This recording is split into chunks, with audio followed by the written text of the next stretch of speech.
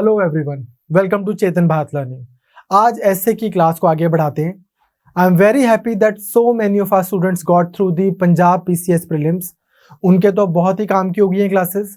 Those of you who are preparing for Haryana HCS, those of you who are preparing for UPSC, I would suggest कि आप भी writing practice से पहले, S A की practice से पहले, ये जो हमने एक सीरीज चलाई है छोटी सी राइटिंग स्टाइल के ऊपर, आप इसको जरूर देखना।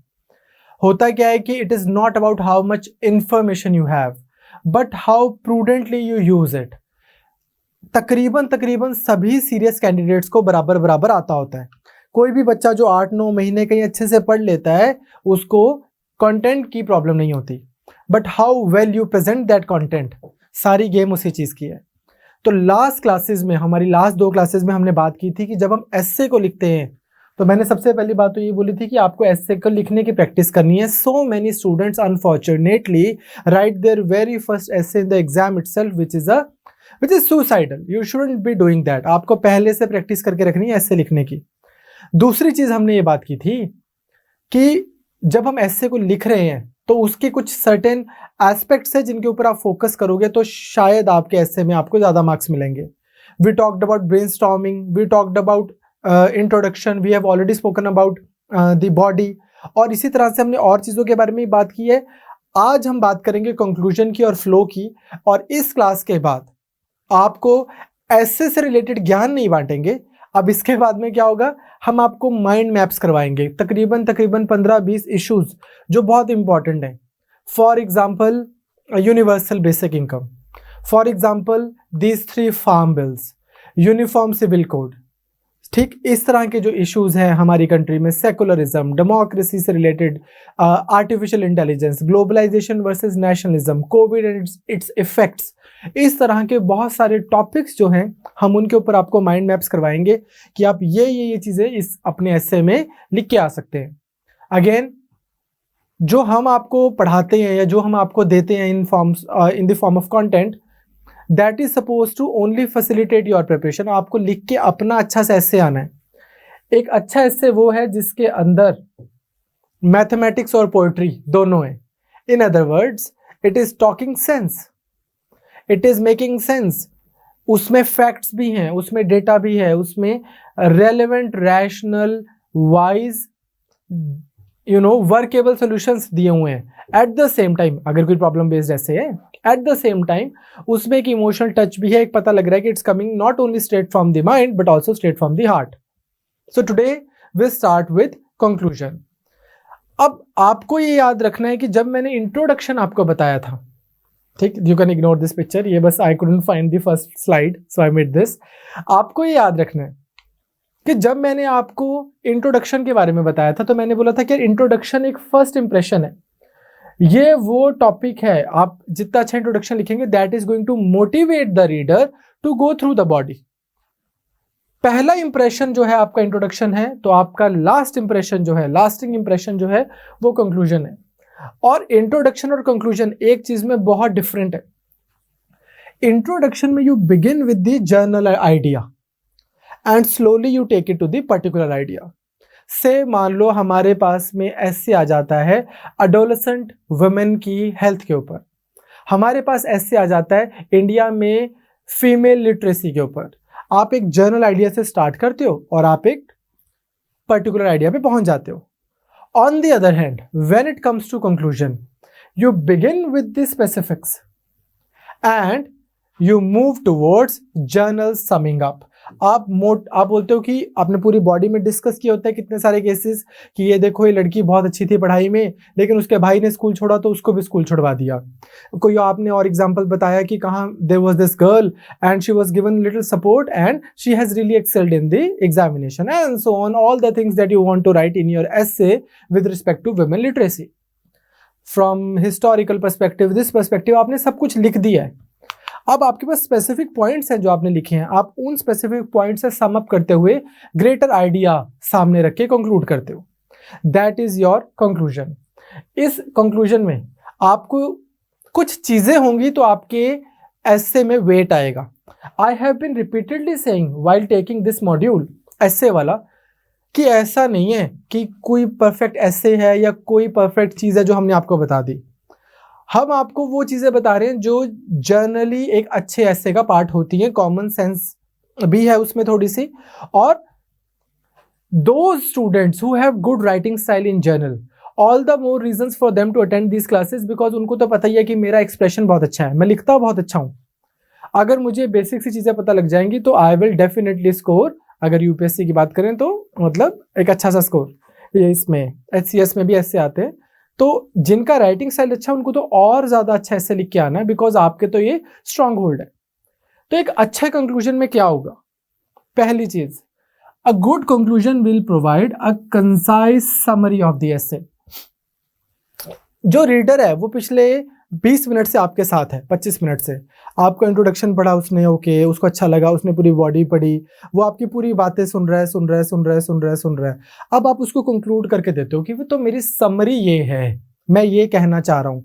वो फील आनी चाहिए उसको कि अच्छा अब इसने अपनी पूरी बात को कंक्लूड किया है।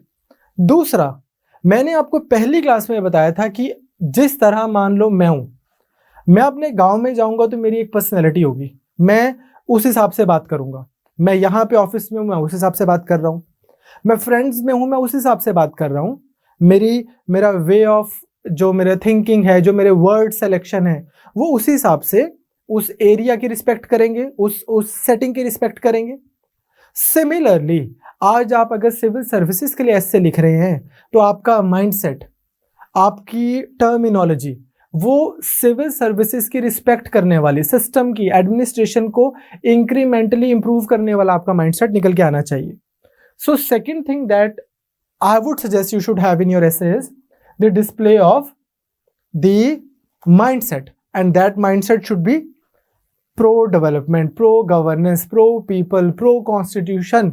इस तरह से आप उसको लिख के आएंगे। बहुत ज्यादा ये नहीं है आपने लिख के आना कि इससे अच्छी सरकार तो कभी आई ही नहीं, वो पार्टीजन हो जाएगा। सिस्टम के बारे में बात कर रहा हूं कि वो आपने कि कैसे करने से ही, धीरे धीरे कंट्रीब्यूट करने से ही सिस्टम इंप्रूव होता है।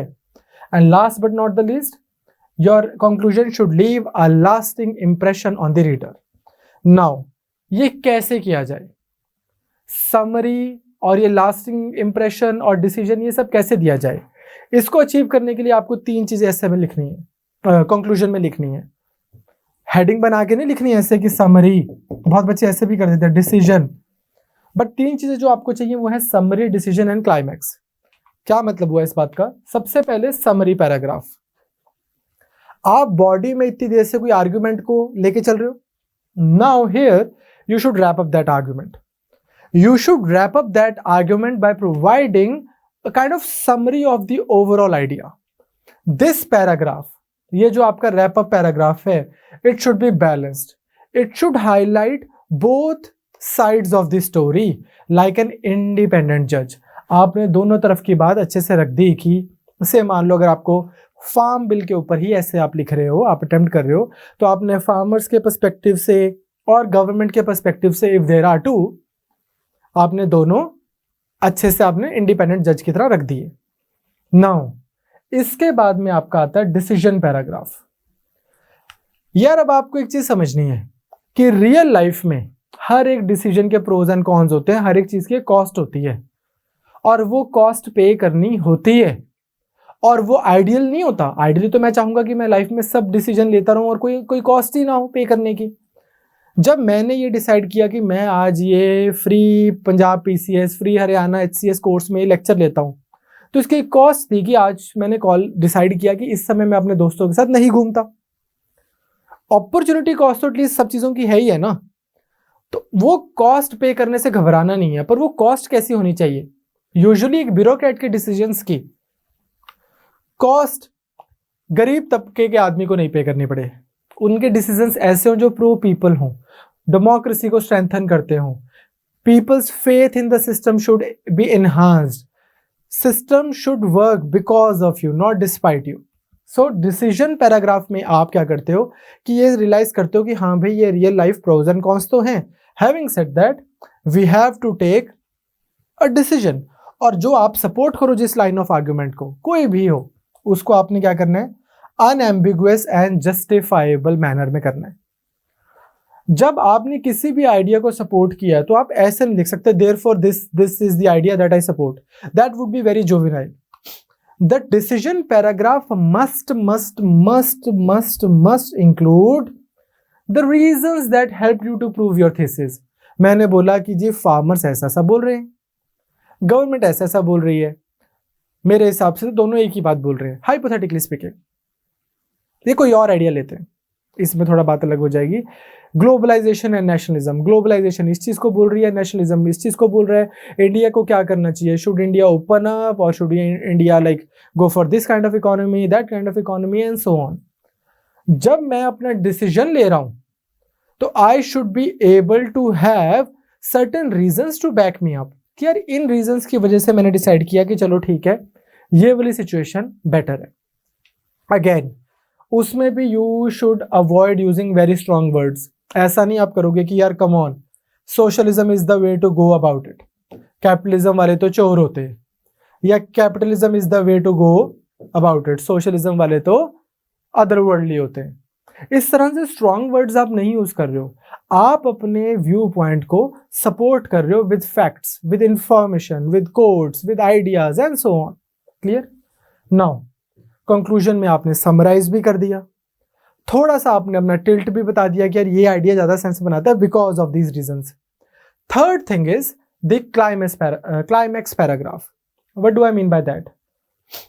आपने इंट्रोडक्शन लिखा था, आधे घंटे पहले आपका एग्जामिनर से परिचय हुआ, आपने इंट्रोडक्शन लिखा, एग्जामिनर को लगा वाह बड़ा अच्छा लिख रहा है तो बच्चा, उसने आपकी पूरी बॉडी भी पढ़ी सारी, वो बॉडी पढ़ते हुए उसको आपके सारे आइडियाज भी समझ आ रहे हैं, आप इतना अच्छा लिख के आते हो कि examiner like you are holding his attention कि हाँ ठीक है ठीक है ठीक है ठीक है ठीक है, वो पूरा अपना 3-4 पैराग्राफ्स आपके पढ़ रहे हैं. Now what? एग्जामिनर को आपका व्यू पॉइंट भी समझ आ गया, तो उसने आपकी समरी भी पढ़ ली है, इंट्रोडक्शन भी पढ़ लिया है, बॉडी भी पढ़ ली है, आपका समरी भी पढ़ ली कि this is what you meant to say in the crux of the matter, and उसको थोड़ा ये भी समझ आ गया कि आप ये व्यू पॉइंट आप वे फॉरवर्ड दे रहे हो. बट अब लास्ट चीज वो ये है कि अब आप व्यू पॉइंट देने के बाद में आप एग्जामिनर को कहाँ छोड़ के जा रहे हो, ऐसे को आप किस पॉइंट पे खत्म कर रहे हो. इस चीज को हम बोल रहे हैं क्लाइमैक्स पैराग्राफ. पैराग्राफ का मतलब नॉट नेसेसरली है कि आपने 10 लाइनें लिखनी है, मतलब है point. So your essay must and on a high note. What do I mean by that? That इसको ना जो रीडर है उसको एक सेंस ऑफ क्लोजर आना चाहिए कि हाँ ये बात इसकी कंप्लीट हो गई, मुझे समझ भी आ गया, ये वे फॉरवर्ड है. द टॉपिक जो है वो आपने थॉरली प्रॉपरली अच्छे से किया है. You can provide a punch line, you can make a rhetoric statement. आप यहां पर भी कोई कोटेशन, वो सुबह कभी तो आएगी टाइप आप कर सकते हैं. सिर्फ समझाने के लिए इतना बड़ा आपको करके नहीं आना. रविंद्रनाथ टैगोर जी की जो कविता है where the mind is without fear and the head is held high, मैंने वहां पे यहाँ पे लिखी है. I will share this PPT with you as well. Point is this कि आपको पूरा पूरा नहीं लिख के आना है, पर अगर आप ऐसे where the mind is without fear dot dot dot into that heaven of freedom my father let my country awake, आप ऐसे करते हो, अब एग्जामिनर को समझ आ रहा है कि ये बच्चा जो है ये क्या बोल रहा है. You have to understand, examiner knows that you are in your 20s, you are preparing for civil services, they are looking for young people with positive outlook, constructive mindset और सिस्टम को आगे चलाने वाले बंदे चाहिए उनको. वो व्यक्ति उनको जो चाहिए आप वही वाली चीज डिस्प्ले कर रहे हो. सो आई होप आप कंक्लूजन जब अब लिखा करेंगे, बहुत बच्चे मुझे बोलते थे कि सर कंक्लूजन नहीं लिखना आ रहा, इंट्रोडक्शन नहीं लिखना आ रहा, बॉडी में फ्लो नहीं बन रहा. तो अभी तक मैंने पिछले 2-3 क्लासेस में कुछ बच्चे बोल रहे थे सर पॉइंट्स नहीं बना रहे आ रहे, ब्रेनस्टॉर्मिंग नहीं करनी आ रही. पिछली 2-3 क्लासेस में I have tried to attend all those doubts. There is only one doubt left. वो बच्चों ने नहीं मुझे बोला, वो मुझे फील होता है जब मैं बच्चों के एसेस देखता हूं. वो क्या है? फ्लो मिसिंग होता है. ऐसे में जब वो लिख रहे होते हैं तो कोई एकदम से रैंडम पॉइंट कहीं आ गया है, कहीं आ गया है, कहीं आ गया है, कहीं आ गया. So I would need 10 minutes more of yours to talk about the flow in the essay और हम उसको कैसे इंप्रूव कर सकते हैं. सबसे पहले तो आपको समझ आना चाहिए एसे के फ्लो का मतलब क्या है. यार ये कोई फ्लो नहीं है कि मैंने इंट्रो लिखा था, उसके बाद मैंने लिखी बॉडी, बॉडी में मेरे एकदम से मन में आया, मैंने लिखा पॉलिटिकली कॉमा ये लिख दिया, फिर सोशली कॉमा इकोनॉमिकली कॉमा. ऐसे ना कुछ मजा सा नहीं आता।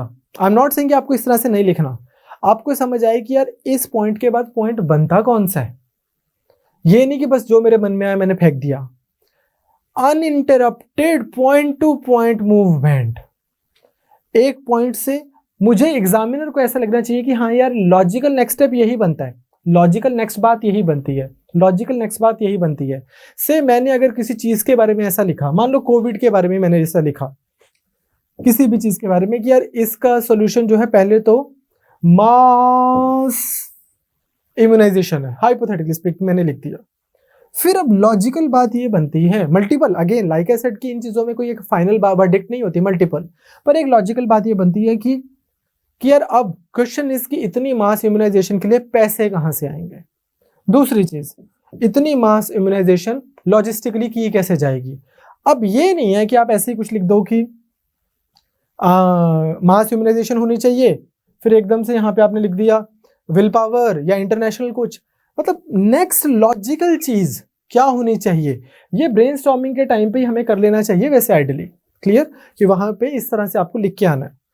इसमें जो दो important factors I would suggest, वो एक है ट्रांजिशन और कोहेरेंस। इन दो चीजों पे आपको काम करना लिखते हुए। What do I mean by that? एक तो होता है मैंने कोई पैराग्राफ लिखा, विद इन दैट पैराग्राफ ही मेरा फ्लो नहीं बन रहा है, मेरे को पर सेंटेंस ही समझ नहीं आ रहा है कि हो क्या रहा है। दूसरा क्या है, दो पैराग्राफ्स के बीच में सिंथेसिस होना।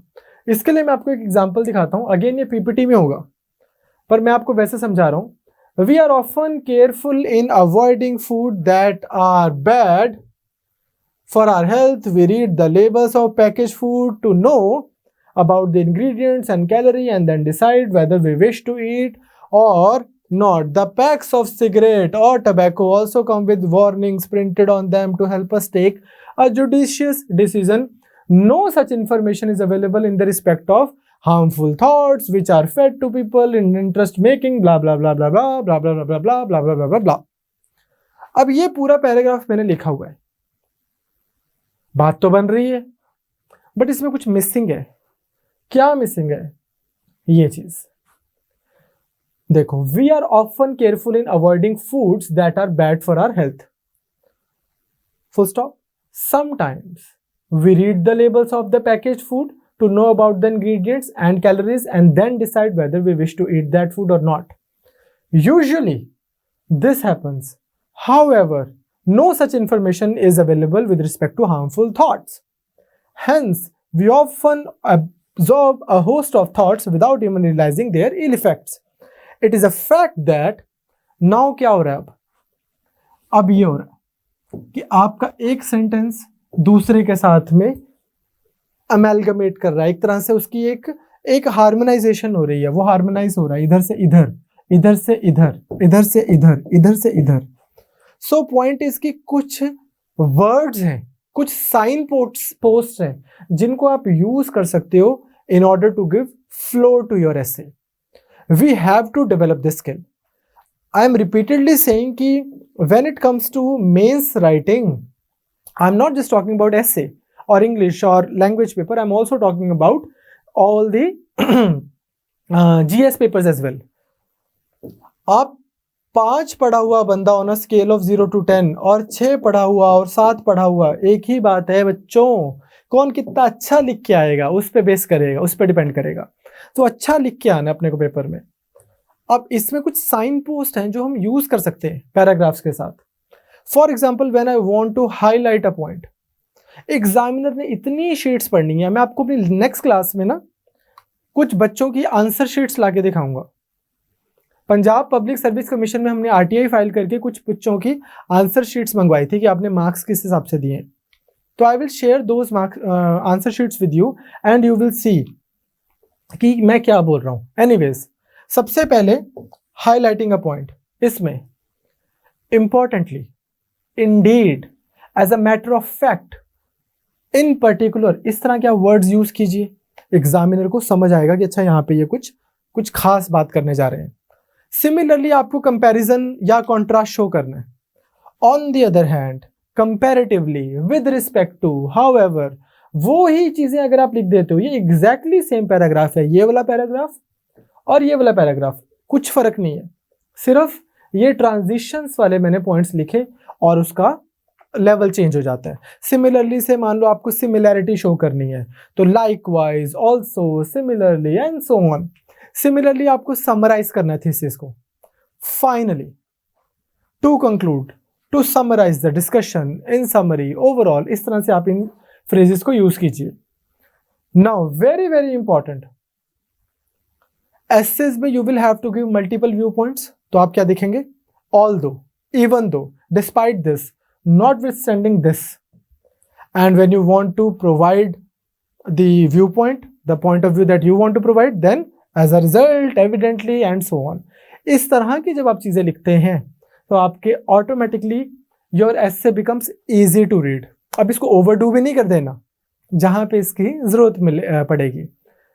ये चीजें जो हैं, ये क्या होता है कि ये आपको वही बोल पाएगा जिसने बहुत सारे एसेस पढ़े हैं और उसने स्ट्रगल किया है और उसने फिर चेक किया कि यार व्हाई इज इट, मेरे लिए ये ऐसे पढ़ना तो आसान है और ये पढ़ना मुश्किल है। फिर वो ऑब्जर्व करता है कि यार इन एसेस में ये चीज़ें हैं, इसमें ये चीज़ें मिसिंग है। You understand? नाउ आपको क्या करना है, जब अब नेक्स्ट आता है फ्लो बिटवीन द पैराग्राफ्स। अभी we were talking about flow within a paragraph.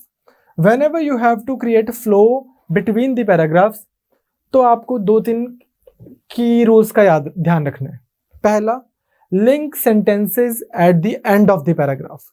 Example सुनो भाई, link sentences at the end of the paragraph. इसका मतलब क्या है, आपको एक एग्जाम्पल से समझाते हैं। मान लो आप ऐसे लिख रहे हो कि मेट्रो में लाइफ अच्छी है या विलेज में लाइफ अच्छी है। बिल्कुल ठीक है। अब मुझे इसके लिए मैं पैराग्राफ्स बना रहा हूं। अगर मान लो मैं ऐसा करूं कि अपने पैराग्राफ को एंड करूं एक क्वेश्चन मार्क से, सो एग्जामिनर विल अंडरस्टैंड कि अब अगले पैराग्राफ में क्या आएगा। फॉर एग्जाम्पल, मैंने लिखा कि लाइफ मेट्रो में बहुत सही है और बहुत एडवांटेजेस हैं, मेडिकल फैसिलिटीज हैं and this and that, job opportunities हैं।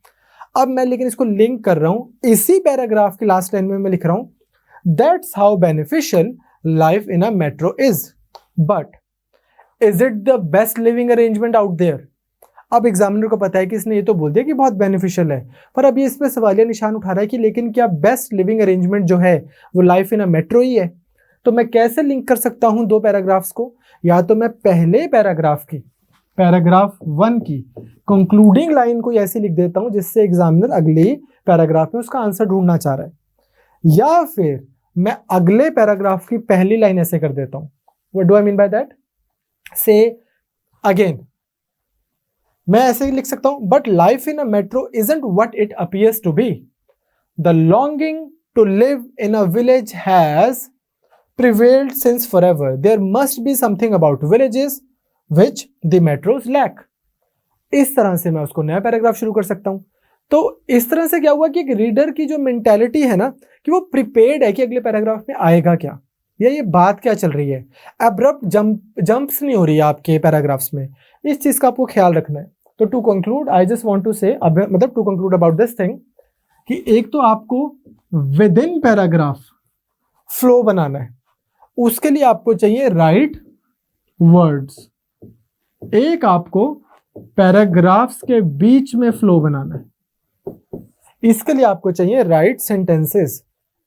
यहां पे आप यूज करेंगे वैसे वाले कनेक्टर्स जो आपकी एक लाइन को दूसरी लाइन को तीसरी लाइन से जोड़ते हुए जा रहे हैं। यहां पर आप यूज करेंगे ऐसे वाले सेंटेंसेस जो एग्जामिनर को बताएंगे, रीडर को बताएंगे कि what to expect in the next paragraph. It shouldn't be, मतलब बहुत ज्यादा एब्रप्ट, उसके लिए स्ट्रगल नहीं होना चाहिए आप कैसे पढ़ना। क्लियर? अब ये तो बात होगी ट्रांजिशन की। कंक्लूड करेंगे हम बात कोहेरेंस की। कोहेरेंस का मतलब क्या है? It means the delivery of connected points, idea, sentences in a smooth flow. कितने सारी चीजों को आप लिखना चाहते हो, तो टूरिज्म पे आप ऐसे लिखोगे तो क्या कुछ लिख सकते हैं आप। हमारी कंट्री में इतनी बड़ा कोस्टल एरिया है, हमारी कंट्री में रिलीजियस टूरिज्म हो सकता है, हमारी कंट्रीज में हिमालयाज हैं, हमारी कंट्रीज में आइलैंड्स बने हुए हैं, हमारी कंट्री में मेडिकल टूरिज्म होता है, हमारी कंट्री में ट्राइबल टूरिज्म होता है, गोंड ट्राइब, भील ट्राइब, इनका लाइफस्टाइल बहुत अट्रैक्ट करता है। हमारी कंट्री में क्या कुछ नहीं होता, ठीक, from Rajasthan to north east and from J&K to Arunachal, Andaman and Nicobar. Now जब आप इतनी सारी चीजों को ऐड कर दोगे, उन सब आइडियाज को फ्लो में, उन सब कुछ नेगेटिव भी होगा हमारी कंट्री के टूरिज्म का, उस सब चीजों को एक स्मूथ फ्लो में देने के लिए मुझे क्या चाहिए? एग्जामिनर, ताकि examiner does not lose the track of the entire idea. पहला तो आपको कुछ कीवर्ड्स को रिपीट करना होता है, ताकि वो एक जैसे नहीं होता कि हम एक आइडिया पे ही स्टिक करें, it will help in doing that. दूसरा वही जो मैंने पहले बोला, ट्रांजिशनल एक्सप्रेशन को आपने यूज करना है। तीसरा सिनोनिम्स, और चौथा parallel structure. What do I mean by that? सबसे पहले रिपीटिशन ऑफ कीवर्ड्स। अब जैसे इसका एग्जांपल देखो, it is not easy to understand the culture of India. अब यहां पे मैं ऐसे लिख सकता हूं, कल्चर ऑफ इंडिया, आगे it has evolved over 1000 of years due to synthesis of bla bla bla bla bla. या मैं ये लिख सकता हूं, it is not easy to understand the culture of India, Indian culture has evolved, इस तरह से। तो अभी वो कल्चर के ऊपर थोड़ा फोकस रह रहा है मेरा, इंडियन कल्चर के ऊपर। बट इसका मतलब ये नहीं है कि आपको हर जगह ऐसे ही करना है। फॉर एग्जाम्पल दूसरा, Mahatma Gandhi ji is widely recognised as one of the biggest political leaders, he used the weapon of truth and non violence. अब अगर आपने यहाँ पे गांधी जी की जगह ही यूज कर लिया तो कोई पाप नहीं हो गया, या कुछ गलत राइटिंग स्टाइल नहीं हो गया, या एग्जामिनर ने ट्रैक नहीं लूज कर दिया कि कौन ही, वो तो आपको पता है आप गांधी जी की बात कर रहे हो। इट्स जस्ट कि ये आपको आइडेंटिफाई करना है कि कौन से कीवर्ड्स हैं। अगर आपको लगता है कि यहाँ पे बहुत सारे एक्टर्स इन प्ले हैं या बहुत सारे आइडियाज डिस्कस हो रहे हैं, so it would be better कि आप उन आइडियाज का ही नाम यूज करो। सेकेंड चीज, ट्रांजिशनल जो एक्सप्रेशंस हैं, इस पे मैंने पहले भी बात की थी, ये बहुत काम के हैं। However, moreover, therefore. इसका एक एग्जांपल देते हैं आपको। Excelling in artificial intelligence is one of the toughest tasks of the engineering industry today. However, with the right strategy and sufficient funding, any country can achieve। इस तरह से आप लिख सकते हो। तो ये आपको यूज करने हैं, फ्लो आपके कोहेरेंस बनी रहे। सिनोनिम से मेरा क्या मतलब है? सिनोनिम से मेरा मतलब है कि एक ही टाइप की शब्दावली, एक टाइप के words, they can make a typical write-up look very boring, very monotonous. Same words are being used again and again in a paragraph. So look at it. If I am writing about, say, the millennials, आजकल के बच्चे और उनकी problems, इसमें मैं कहीं teenagers word use कर रहा हूँ, कहीं पे young adults word use कर रहा हूँ। अब इससे थोड़ा सा एक कैरेक्टर आ रहा है मेरे उस पे ऐसे पे, उसमें एक अच्छा सा फ्लो बन के आ रहा है। टीनेजर्स और यंग एडल्ट्स अगर मैं इस तरह से यूज कर सकता हूँ, और इसी तरह से आपके पास हजारों और एग्जांपल्स होंगे। Last, using parallel structure. ये आपको यूज करना है, क्यों? स्पेशली वहां पे जहां पर बहुत सारे सिमिलर आइडियाज को आप पैरेलली यूज कर रहे हैं। एग्जामिनर का अगेन फ्लो बना रहे हो, रीडर का फ्लो बना रहे, उसको स्ट्रगल ना करना पड़े आप कैसे पढ़ते हुए। तो इसको कैसे कर सकते हैं हम? देखो मैं आपको दोनों के एक एग्जाम्पल दे रहा हूं, एक वो जहां पे मैंने पैरेलल यूज किया, एक वो जहां पे मैंने नहीं किया। Not parallel. Alan likes hiking, rodeo and to take afternoon naps. Alan को ये सब पसंद है। Parallel जब हम यूज करते हैं तो हम कैसे करते हैं? Alan likes hiking, attending the rodeo and taking afternoon naps. और Alan likes to hike, attend the rodeo and take afternoon nap. अब जब मैं ये कर रहा हूं तो you can see कि मैं एग्जामिनर को क्लियरली बता रहा हूं कि उसको ये पसंद है, उसको ये पसंद है, उसको ये पसंद है, 3-4 चीजें। तो इस तरह की छोटी छोटी चीजें हैं, अगर आप इनके ऊपर काम करेंगे तो आपके ऐसे का होगा फ्लो अच्छा। Now we have talked about pretty much everything. अगर मैं कंक्लूड करूं, हमारी पहली क्लास जो थी उस पे मैंने आपको बताया था कि आपके ऐसे का पर्पस क्लियर होना चाहिए। दूसरा, आपके राइटिंग स्टाइल में ब्यूरोक्रेट आना चाहिए। दूसरी क्लास में हमने ब्रेनस्टॉर्मिंग की बात की थी। तीसरी क्लास में और बहुत सारी चीजें की बात की हमने पिछले 2-3 क्लासेस में। एक क्लास में फिर हमने बात की थी कि टाइप्स ऑफ एसे और इंट्रो कैसे लिखना है, बॉडी कैसे लिखनी है। आज हमने बात की कंक्लूजन कैसे करना है और फ्लो के लिए क्या आपको चीजें हेल्प कर सकती हैं। बट अभी तक जो मैंने किया है वो एक मोनोलॉग है, एक कमेंट्री है, जिसने सुन ली, नहीं सुनी। ये सुन के आपका इससे इंप्रूव नहीं हो जाएगा। आपको ये पता लग जाएगा अगर आप ध्यान से सुन रहे थे कि हाँ यार मैं ये गलतियां करता हूं या मैं करती हूं। आपका इससे इंप्रूव कैसे होगा, जो हम आज से करेंगे, मतलब नेक्स्ट क्लास से करेंगे। हम आपको देंगे अब टॉपिक्स, टॉपिक्स के ऊपर हम आपको देंगे माइंड मैप, या फिर हम आपको देंगे पॉइंट्स। यार ये वाले पॉइंट्स हमारे हिसाब से जरूरी हैं, एग्जामिनर ढूंढेगा, आप उसके ऊपर करोगे प्रैक्टिस। प्रैक्टिस करके आप हमें भेजना, हम उसको आपको फीडबैक देंगे।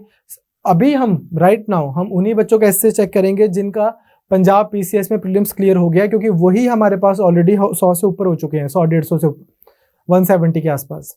तो अगर इतने बच्चे ऑलरेडी हमारे पास हो चुके हैं जो बोल रहे हैं कि उनका पंजाब पीसीएस हो गया है, तो उतने ऐसे भी हम चेक कर देंगे तो बड़ी बात होगी। As soon as we are done with them, जो कि अगले 10 दिन में हो जाएगा, फिर हम यूपीएससी वाले एस्पिरेंट्स जो हैं और एचसीएस वाले उनके भी चेक करने शुरू कर देंगे। तो I will see you in the next class with a mind map on couple of topics. Till then, take care.